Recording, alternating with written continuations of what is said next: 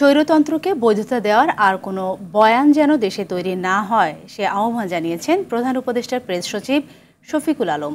জাতীয় প্রেস ক্লাবে ফ্যাসিবাদ মুক্ত গণমাধ্যম চাই এর আয়োজনে আলোচনা সভায় তিনি এ আহ্বান জানান। শফিকুল আলম বলেন, উদাহরণ তৈরি করতে অন্তর্বর্তী সরকার ভুল ত্রুটি অন্যায় থাকলে জোর গলায় বলার ও লেখার আহ্বান জানাচ্ছে। নতুন বাংলাদেশে চাওয়া দায়িত্বশীল ও গঠনমূলক সমালোচনার সাংবাদিকতা, যা প্রত্যেক সরকারকেই যেন কাঠগড়ায় দাঁড় করায়।